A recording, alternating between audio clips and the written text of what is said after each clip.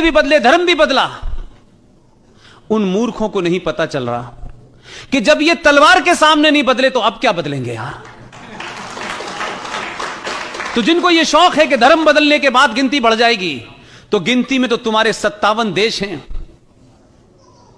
लेकिन कटोरा लेके तुम ही भाग रहे हो, हम तो जान ही रहे।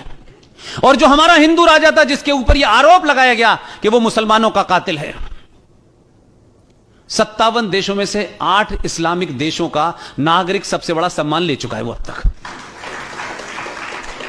अपनी शक्ति पर रहने से ही दुनिया आपको मानेगी।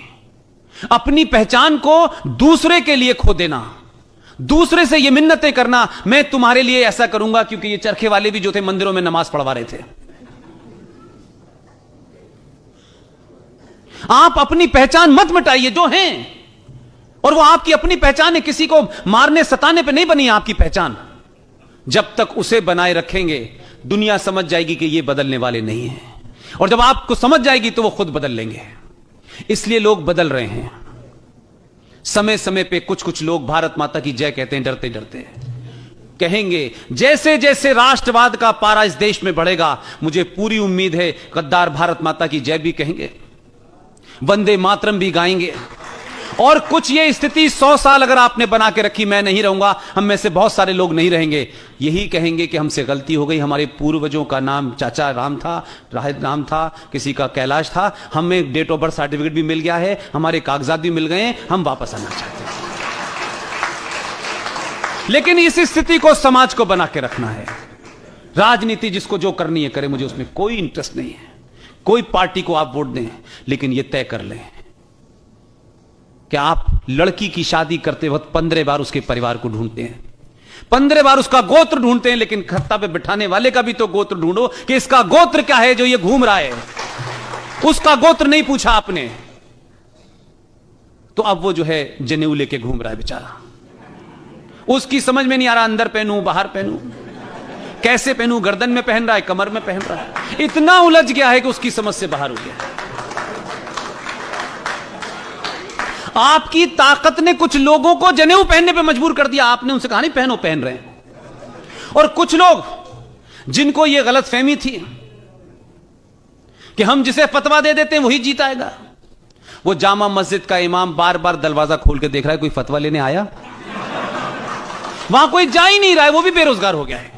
ये 2 मैं एग्जाम्पल इसलिए दे रहा हूं कि आपने 14 के बाद 1000 शिकायतें हो सकती हैं सत्ता से आपकी।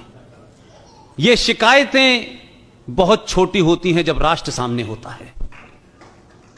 अपनी निजी और छोटी छोटी शिकायतों के कारण राष्ट्र को दांव पे मत लगाइए। ये राष्ट्र है तो हम हैं, राष्ट्र रहेगा तो हम रहेंगे।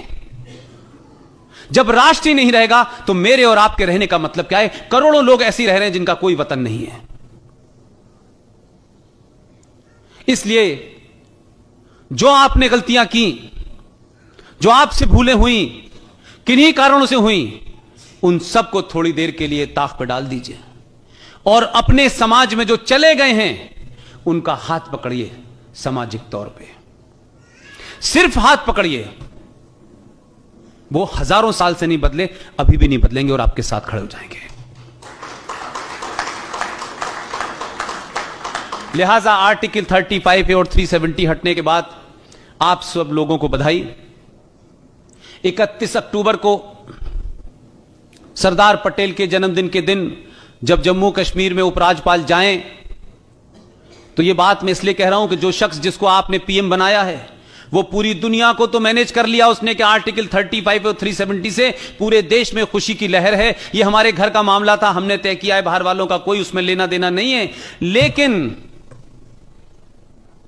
2.5 लाख लोगों की रैली बांग्लादेश में निकल रही है कि 370 कैसे हटाया। उनसे पूछो, तुम्हारी ये औकात कहने की इसलिए है कि हमने तुम्हें बसा दिया था, तुम इस लायक नहीं थे कि तुम लड़ सकते, हमारी सेनाओं ने तुम्हें जाके बचाया और तुम्हारा मुल्क बनाया। अब तुम हमको बता रहे हो कि 370 क्यों हटाया? हम नहीं होते तो तुम होते ही नहीं। इसलिए भारत के तमाम उन नागरिकों को जो मेरी बात सुन रहे हैं और गुजरात के लोगों से खास तौर से मैं बार बार कहता हूं, फेसबुक पे और इंटरनेट पे बधाई देने का समय नहीं है।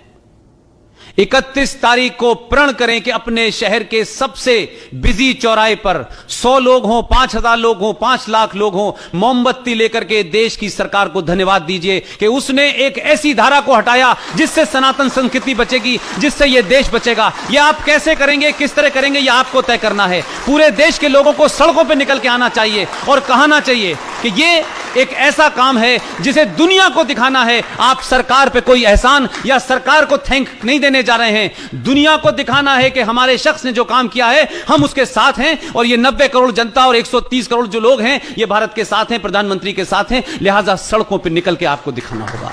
आप लोगों ने मेरी बात सुनी, धैर्य के साथ सुनी, बहुत बहुत शुक्रिया, thank you very much. Bharat